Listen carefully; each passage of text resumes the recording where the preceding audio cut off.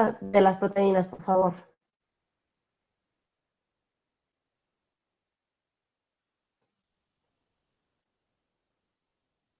¿Quién me puede recordar algo de la estructura Que primaria está de las proteínas? compuesta por aminoácidos. Ok, las proteínas están compuestas por aminoácidos, pero entonces serían todas las proteínas están compuestas por aminoácidos. ¿Qué es la característica de una estructura primaria? Es que la estructura primaria es una estructura lineal, que sería como tal el enlace peptídico. Realmente que la estructura primaria no es más que el enlace peptídico de lo que estaríamos hablando, ¿ok? Entonces, pues vamos a continuar con la siguiente estructura. La estructura secundaria, hablábamos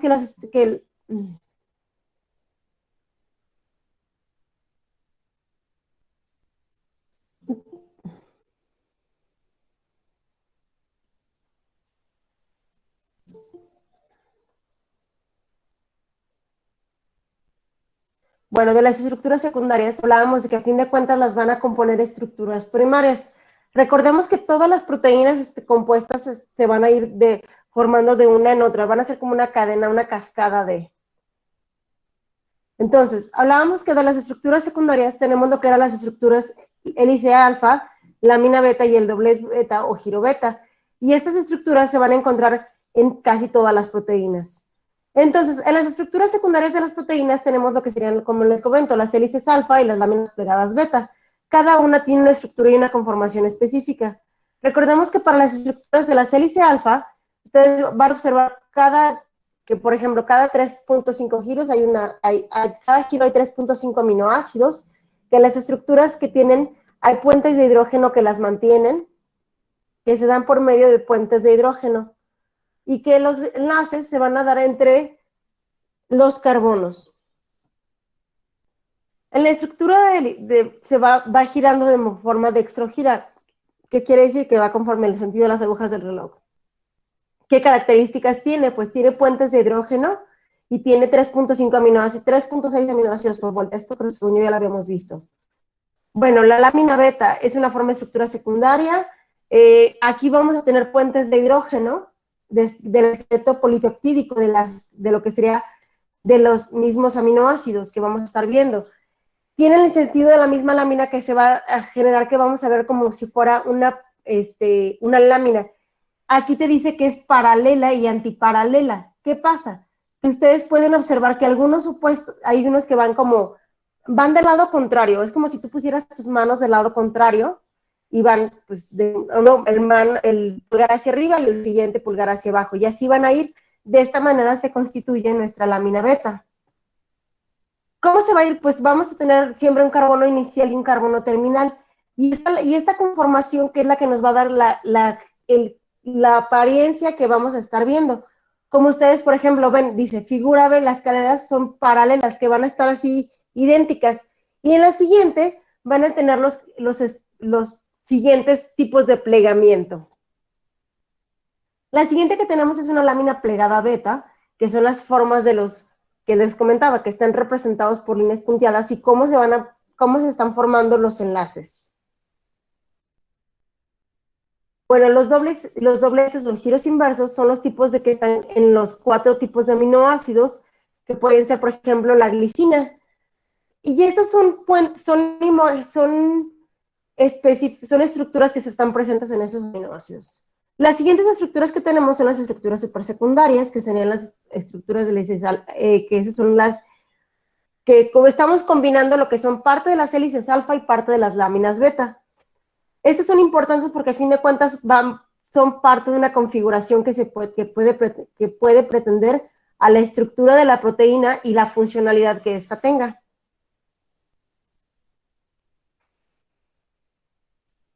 Perdón, ok. Entonces, aquí lo que tenemos de lo que son las estructuras tipo hélices alfa, luego beta, alfa, beta, que es lo que decíamos, que es una combinación de estructuras secundarias. Estamos mezclando.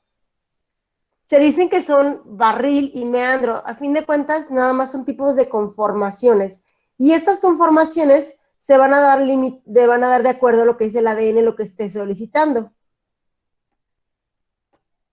Para la estructura terciaria, tenemos que es una cadena que ya que tiene que tiene unidades de otro tipo. Por ejemplo, que vas a tener puentes de disulfuro, puentes de hidrógeno, grupos polares que se van a, que no se van a, que se van a traer a fin de cuentas, ¿sí?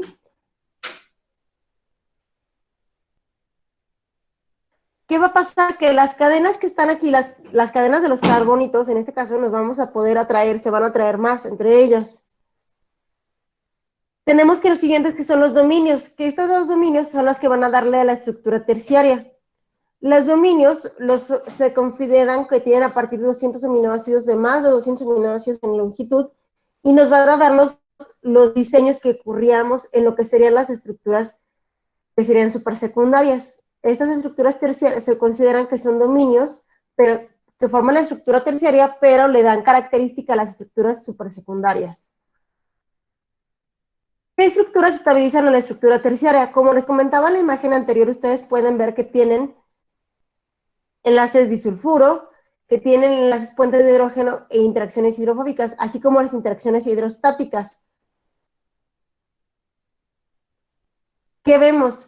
Aquí podemos ver cómo se están interactuando las cadenas de aminoácidos entre uno y otro. Aquí, por ejemplo, tenemos la isoleucina con la leucina. Y cómo estas cadenas se van aquí a interaccionar de una u otra manera, que son las cadenas hidrofóbicas en este caso.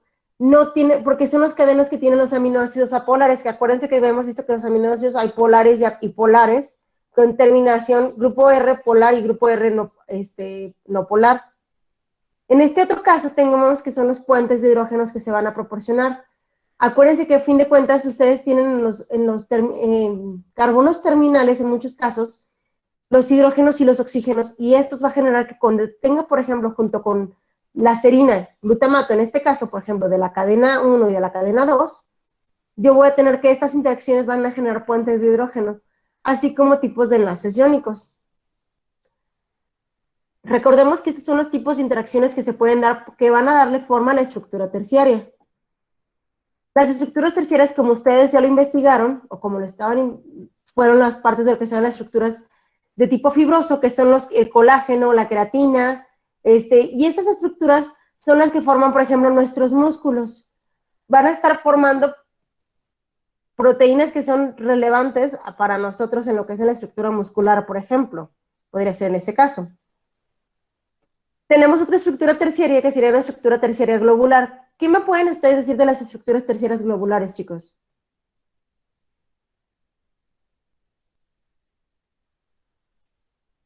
Ok, bueno, gracias por su apoyo, de todas maneras se Puede entiende. ser la mioglobina y la hemoglobina, ¿no? Muy bien, exactamente. Estamos hablando de que son estructuras terciarias globulares y como su nombre se estamos hablando de la hemoglobina, mioglobina, entre otras tantas, que son las que nos van a interesar más en este caso. ¿Por qué? Porque van a formar una de las proteínas más importantes para nuestro cuerpo.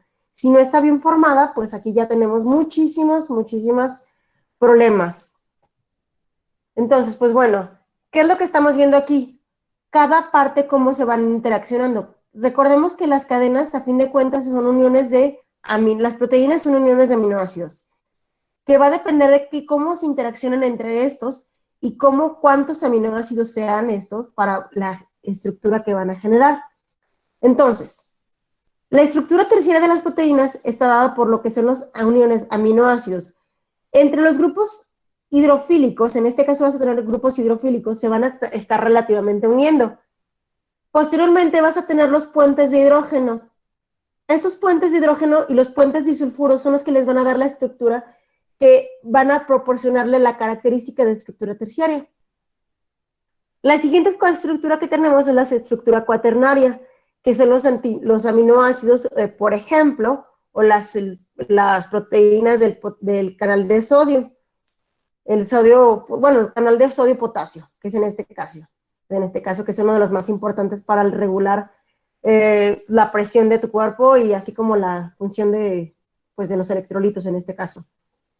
Entonces, esas proteínas pueden ser de diferentes tipos. Las interacciones que van a tener son como las que estaban presentes en las cadenas terciarias, pero también pueden ser positivas, negativas y de cisteína, ¿sí? Bueno, ¿cómo se clasifican las proteínas, chicos? Las proteínas yo las puedo clasificar de acuerdo a la generalidad, o sea, de una manera general, por sus propiedades físicas, por su solubilidad, por su conformación, por su composición química y su función biológica, como por su estructura. Por sus propiedades físicas, a fin de cuentas, y podemos decir que si son solubles o no son insolubles, ¿no? Así, lo básico. Estaríamos hablando de conformación. ¿Qué tantas estructuras, por qué tantos aminoácidos, qué aminoácidos las componen? Su función biológica, si son transporte, si son estructurales, si son enzimáticas, si son receptores, y por su estructura, hablábamos de que, pues son tipo terciarias, secundarias. Siguiente tipo que tenemos, tenemos simples boloproteínas. Se les conoce, se le puede decir que son por hidrólisis total, solo dan aminoácidos alfa. Y se distinguen que son las propiedades físicas y químicas. Son las escleroproteínas, como el colágeno las tiene la queratina. Esa es otra clasificación de que tenemos de las proteínas, que serían las proteínas simples. Otra clasificación que teníamos, que son las conjugadas o heteroproteínas. ¿Por qué? Porque están unidas hacia otro grupo, como puede ser, por ejemplo, un grupo lipídico, que seríamos las lipoproteínas, o un grupo fosfo, que serían las fosfoproteínas. Todas estas proteínas tienen alguna función en nuestro cuerpo. Bueno, todas las proteínas tienen una función, pero estas se van de acuerdo más como por su función y por eso les tenemos como estos precisamente nombres. ¿Por qué? Porque a qué se unen. Podríamos hablarlas que si estamos hablando de su estructura, pues están estructuras a un grupo orgánico o inorgánico. Pues, por ejemplo, si estamos hablando de un grupo hemo, pues es una hemoproteína. Otro tipo de que tenemos que es por sus propiedades físicas y solubilidad, que seremos albúminas, las histonas, escleroproteínas, luteínas y globulinas.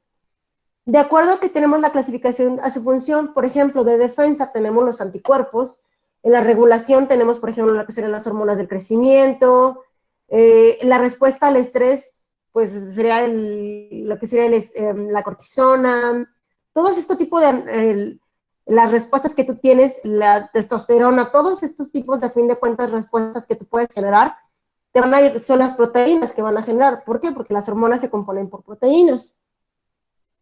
Tenemos, por ejemplo, de transporte, pues la que más conocemos, que sería la de lo que es la hemoglobina. Si estamos hablando de que son estructurales, pues estamos hablando de que, bueno, si serán beta o alfa globulinas o los microtúbulos, todo eso estamos hablando. O de dónde se localizan, ¿no? Pues que si son receptores, ¿no? Pues están en la estructura membrana celular y todo esto, ¿no? ¿Cómo se sintetizan las proteínas, chicos? Pues se van a sintetizar de acuerdo al proceso del ARN en el cual se transcriben y posteriormente lo vamos a ver con más detalle en cuando vemos lo que sería el ADN y ARN. Esta es una generalidad de cómo se transcriben y cómo funcionan las proteínas, síntesis de proteínas. Bueno, ¿qué es el metabolismo del nitrógeno? El metabolismo del nitrógeno, a fin de cuentas, tú ya consumiste tus aminoácidos esenciales que los consumiste que no los produce tu cuerpo. Ok, y aparte los aminoácidos que tú ya tienes. ¿Qué fue de esos grupos amino? Ok, pues aquí vamos a hablar, entonces, a fin de cuentas vamos a hablar que es el más extenso. ¿Por qué? Porque contienes el grupo nitrógeno. ¿Qué pasa si el grupo nitrógeno se queda en nuestro cuerpo? Pues a fin de cuentas es tóxico para tu cuerpo. El nitrógeno tiene una función súper importante en tu cuerpo, pero así como es súper importante como todo, si le agregas de más o si está de más presencia, puede llegar a ser tóxico. Nosotros vamos a considerar para lo que sería el metabolismo de las proteínas en dos partes. El conjunto de aminoácidos como un total y el recambio de proteínas. Al conjunto de aminoácidos lo vamos a considerar como los aminoácidos que están derivados de la proteína exógena. O sea, ¿a qué se refiere? Que los aminoácidos que estaban externos. Aparte, los aminoácidos no esenciales sintetizados por tu cuerpo, que tu cuerpo los sintetizaste. ¿A qué se refiere? Lo siguiente, pues, es que tenemos 3 tipos de aminoácidos. Todos estos 3 tipos de aminoácidos se va a denominar como el conjunto de aminoácidos. Ahora, a este conjunto de aminoácidos, ¿cómo se va a agotar? ¿O cómo se va a acabar? ¿Cómo lo voy a quitar de mi cuerpo? Pues se va a ir por la síntesis de proteínas corporales, lo voy a convertir en aminoácidos de glucosa, glucógeno, ácidos grasos y cuerpos cetónicos, y el consumo de aminoácidos como precursores de moléculas pequeñas que contienen nitrógeno. Esta es una parte de cómo empieza lo que sería el ciclo del nitrógeno. El recambio proteico se habla de que para las proteínas vamos a convertirlas en otro tipo de proteínas, simplemente las voy a degradar de una manera específica, de acuerdo a lo que mi cuerpo necesita. El ciclo de la urea. Bueno, el ciclo de la urea, a fin de cuentas, es sumamente importante para determinar cómo voy a yo deshacerme de lo que es el nitrógeno, porque el nitrógeno está en mis riñones, bueno, lo voy a deshacer por parte de los riñones, pero el nitrógeno está entre los aminoácidos y a fin de cuentas en la dieta que consumimos. Ahora, ¿cómo lo voy a eliminar? El ciclo del nitrógeno se produce en parte en el hígado, pero también se termina en el citoplasma. Entonces, ¿cómo es? El ciclo del nitrógeno, ahorita se los voy a enseñar en otra diapositiva, vamos a tener en cuenta que va a terminar con la urea. Bueno, no les voy a decir que me digan, ay, ¿dónde es el inicio? Porque a fin de cuentas es un ciclo. En este caso no lo vamos a considerar como un ciclo, como un inicio y un final. Pero tengamos en cuenta que de la urea, aquí podríamos decir que es uno de sus productos finales o iniciales. Entonces, de cada una de estas enzimas, las enzimas como la ornitina, la citrulina, el arginoxinato y la arginina, se están dentro de lo que serían, bueno, de los productos de la urea, están dentro del citoplasma. Pero si estamos hablando de del carbamilfosfato, estamos hablando de la mitocondria. ¿Sí? Ojo, que el carbamilfosfato sintetasa 1 sería la enzima que me va a regular todo el proceso del ciclo de la urea. Si esta enzima no está correctamente hecha, si esta enzima tiene algún problema, si yo me omito este paso, si el cuerpo por algún problema lo omitiese, el ciclo de la urea no se llevaría a cabo de manera correcta. Entonces, tienen ustedes una tarea ya en Classroom en el cual les he colocado que dice del ciclo de la urea. A ver, déjenme checo porque sí les puse.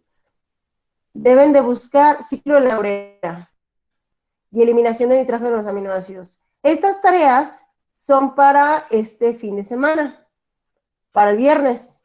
Una es para pasado mañana y otra es para el viernes.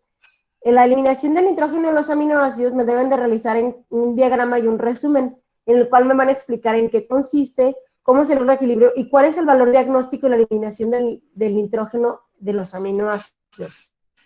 Ustedes más que nadie saben que o han escuchado del clásico BUN también, esa es otra de sus tareas. Entonces, ¿cuál es la finalidad del funcionamiento del ciclo? ¿Cuál es la función y la función del ciclo de la urea? La cual ya está ahí en la diapositiva, pero bueno. ¿Cuáles son las generalidades de las fisiopatologías más comunes del ciclo de la urea? Sí, el nitrógeno ureico sí es parte de lo que vamos, el nitrógeno ureico es el nitrógeno ureico en sangre, es lo que es el PUN, es la importancia. Aquí lo que vamos a nosotros a determinar es cuál es la función del ciclo de la urea, por qué existe el ciclo de la urea y por cuál es la función más importante, si pudiera decirlo. ¿Cuáles son las generalidades de las fisiopatologías? Existen 6 fisiopatologías. Que son de lo que es del ciclo de la urea, que son las más relevantes. No necesito que me digan, cómo se diagnostica, estas son las pruebas, solamente me describan qué pasa.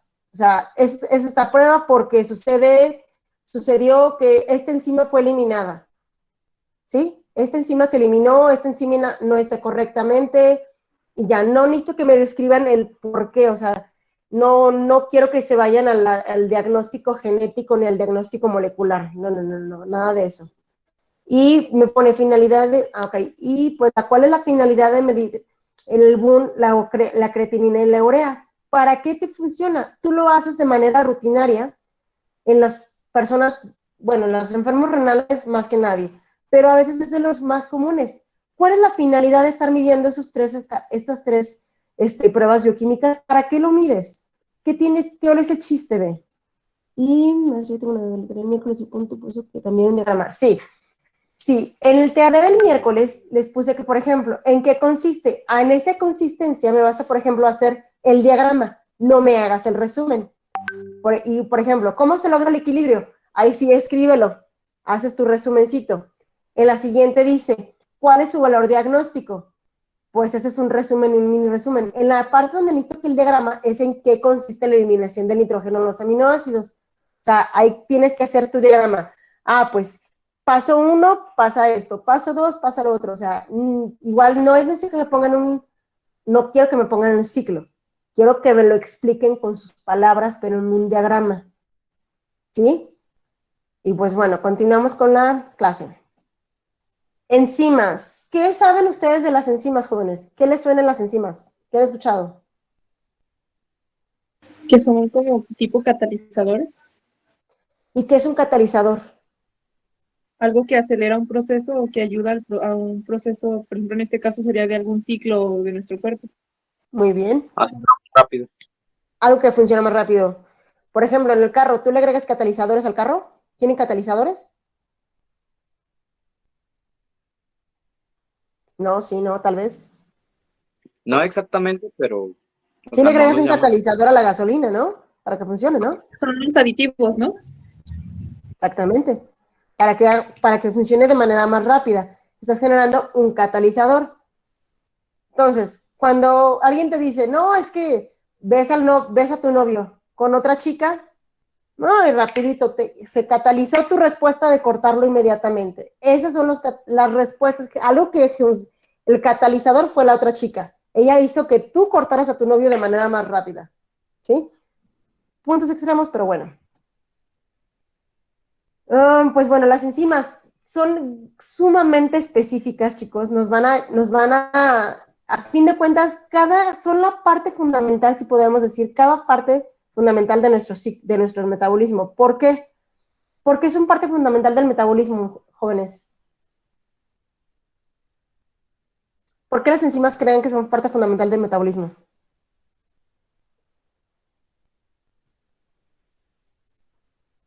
Jóvenes, ¿por qué las enzimas son parte fundamental del metabolismo?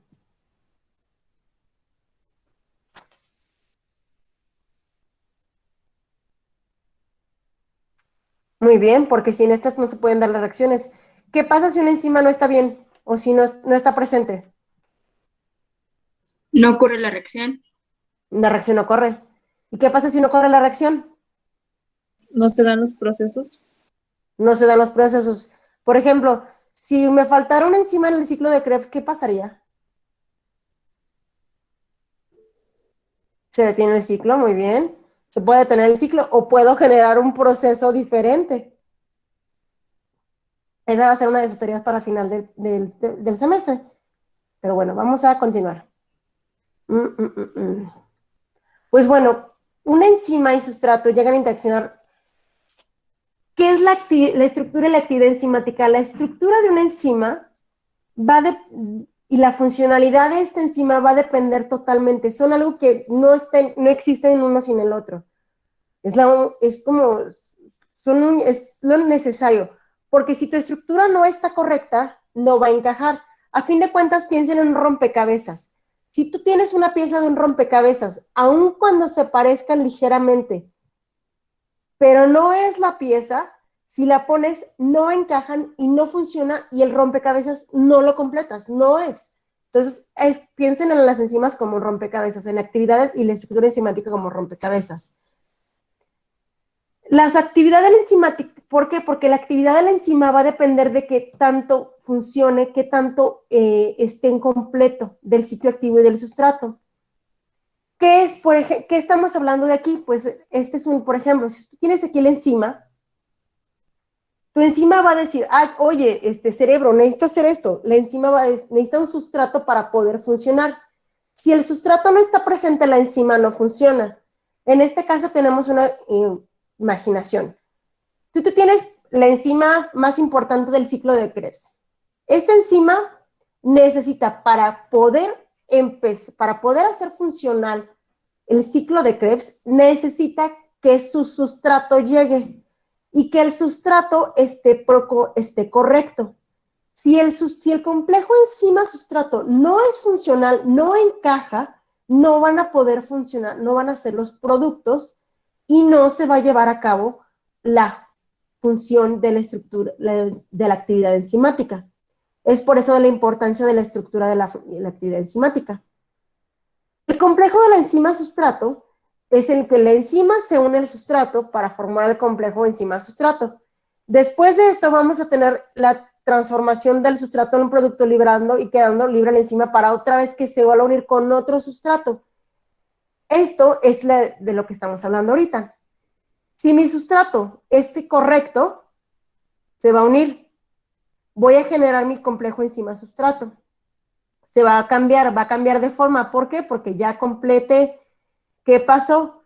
Generé mis productos, libero mis productos y posteriormente quedo nuevamente abierta para que otro sustrato llegue y me haga funcionar a mí como enzima.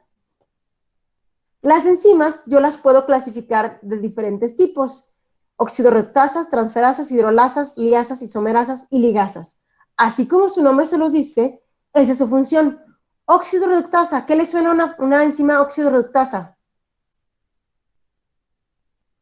¿Qué les suena por enzima oxidorreductasa? Oxida.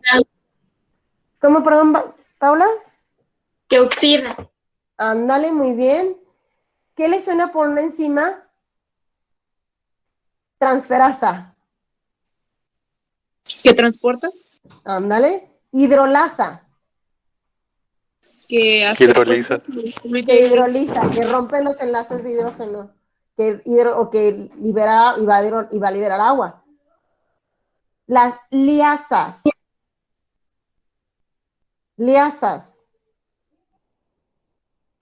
Rompen algo, ¿no? Uh-huh. Por eso le dicen a ella que eres una liosa. Y piensen lo que alguien, ay, nada más andas ahí viendo que romper, andas buscando el rompimiento de alguien, andas de liosa. Pues bueno, algo por estilo. Las isomerasas, muchachos. Cambian la estructura. Cambian. Ligasas. Ligan o unen. Muy bien. Aquí les vuelvo a repetir lo mismo que les acabamos de explicar. Bueno.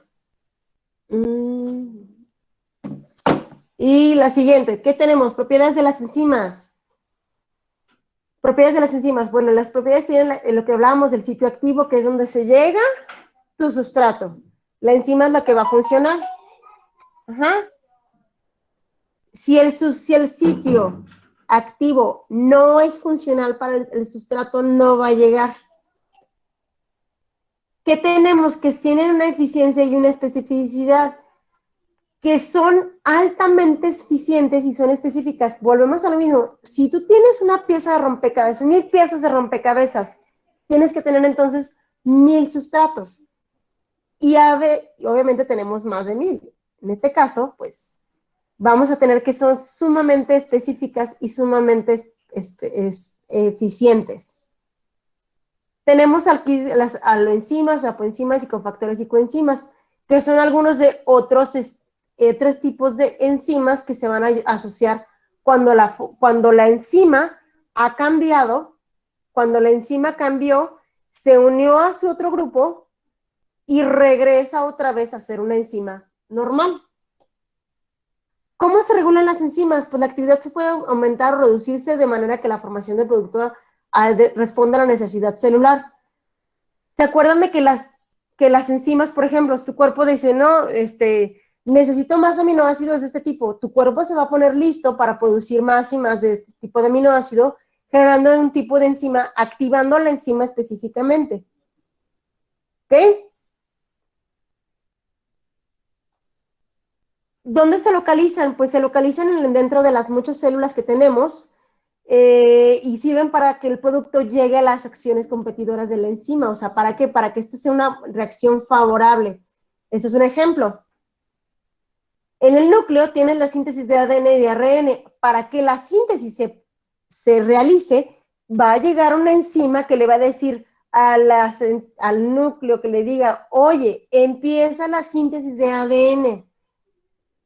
Otra, la degradación de las macromoléculas complejas. Cuando llega lo que no debe estar ahí, pues las lisoenzimas va a decir, oye, yo aquí necesito empezar a hacer esto. El ciclo de los ácidos cítricos, la oxidación de los ácidos grasos, la oxidación del piruvato, la glucólisis, la vía de las pentosas, la síntesis de los ácidos grasos, todas se dan en el citosol y en la mitocondria. Esto quiere decir que todas nuestras enzimas están, pues, la gran mayoría dentro de los organelos de la célula. ¿Sí? Y, pues, bueno, hasta aquí les vamos a dejar. Ya tienen 2 tareas. No me adelanto más porque si no ya les estaría hablando de otro tema y cómo actúan en Casilala para la siguiente clase. ¿Sale? Manténganse sanos, salvos, échenle muchas ganas. Ya hicieron sus exámenes si es que tenían que hacer examen para el examen. Y pues bueno, cuídense, feliz día de sus mamás y ya los dejo para que sigan sus celebraciones.